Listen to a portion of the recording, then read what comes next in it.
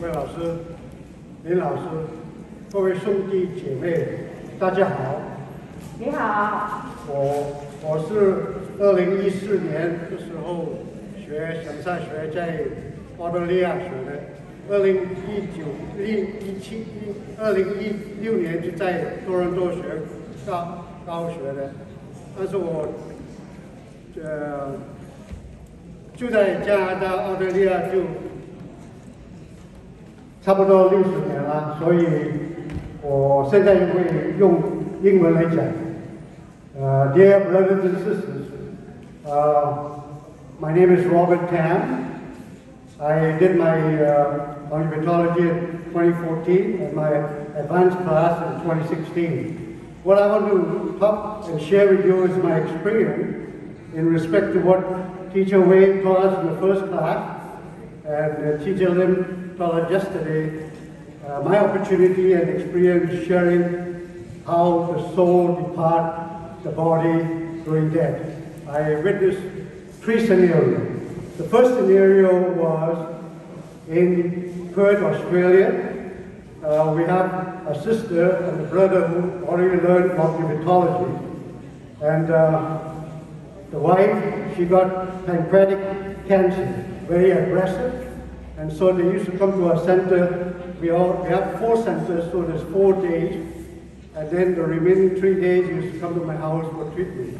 Then eventually, gradually, she deteriorated, and then I have to go those 3 days to her home to treat her. Then eventually, she had to go to palliative care, and in palliative care, I went to help her husband also give her treatment in the hospital. Then this is the process went through almost a year.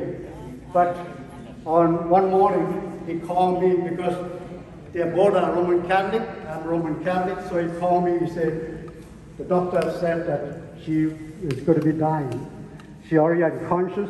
Could you call a priest? I said, sure. So I called a priest. We went to the hospital, and at that hospital time, her brother just arrived from Singapore. So with her brother standing there and the priest going to give her the sacrament of sickness, then with her husband and me, so I told her husband, put your hand out, and me, while the priest is giving her the sacrament of sickness, we will give her the Longevitology University treatment. We should see that her soul and the body will depart gradually. So we did that for about 40 minutes, and you can tell that after the service, you can tell her face was enlightened, she smiled, and it's quite calm, peaceful. So that night, she did pass away.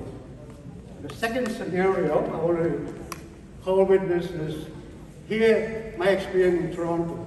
In 2017, I came back from Australia to help for volunteers, and I was up in the stage here, talk about cancer. And one of the students in the media class recognized me, who was my friend. So at the end of the talk, she came to the back and said, oh, I'm here to learn. Could you help my friend who have lung cancer?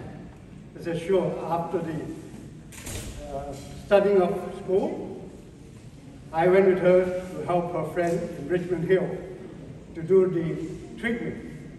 Over 3 months of treatment, she really feel good and really feel comfortable, always want us to go and treat her. And gradually, she was taken to palliative care in a palliative home.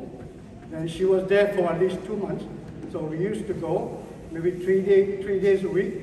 And then I got the outreach program to fill up the other 4 days.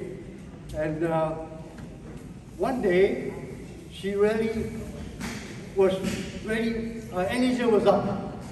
She put on beautiful clothes and put her lipstick on, and when we went there, she was happy. She asked us to give her the treatment. So after 1 hour of treatment, she wanted us to take photograph with her, which we did. And And then the next day, my friend went to treat her. I was out, and she was down again, almost the point of dying, and she refused to go to the hospital to get oxygen. So I taught the sister what to do. Said, put your hand, give her energy, and I will come. So me and my wife rushed down from downtown, and we went up to Richmond Hill. When we got there, she passed away already.